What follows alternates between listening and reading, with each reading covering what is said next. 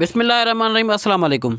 किस्सा कहानी, वाक़यात और बयानात पर मबनी वीडियोज़ में खुश आमदीद। दोस्तों, एक जोड़े की नई शादी हुई। एक दिन सुबह सुबह मियाँ बीवी का खूब झगड़ा हो गया। बेगम साहिबा गुस्सा होकर बोली, बस बहुत कर लिया बर्दाश्त, अब मैं मज़ीद 1 मिनट भी तुम्हारे साथ नहीं रह सकती।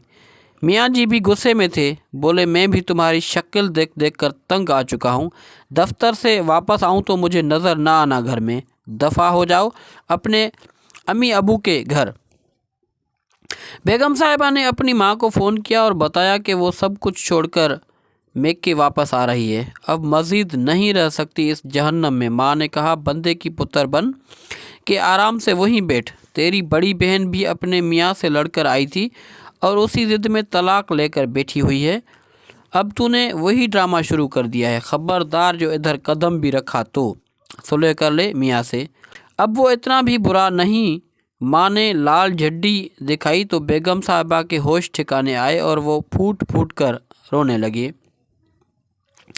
जब रोकर थकी तो दिल हल्का हो चुका था। मियाँ के साथ लड़ाई का सीन सोचा तो अपनी भी काफ़ी गलतियाँ नज़र आईं। मुंह हाथ धोकर फ्रेश हुई और मियाँ की पसंद की डिश बनानी शुरू कर दी और साथ स्पेशल खीर भी बना ली। सोचा शाम को मियाँ जी से माफ़ी मांग लूँगी। अपना घर फिर भी अपना ही होता है। शाम को मियाँ जी घर आए तो बेगम ने उनका अच्छे तरीके से इस्तकबाल किया, जैसे सुबह कुछ हुआ ही न हो। मियाँ जी को भी खुशगवार हैरत हुई।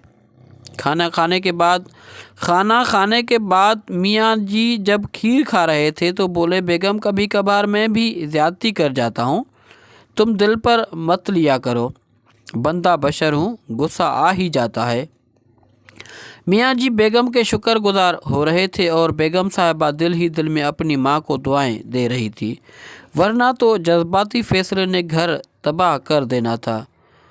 दोस्तों, अगर वालिदैन अपनी शादीशुदा औलाद की हर नाजायज़ और जायज़ बात को सपोर्ट करना बंद कर दें तो 90% बिगड़ने वाले रिश्ते बच जाते हैं और मियाँ बीवी के घर ईमान के नूर से मुनव्वर हो जाते हैं।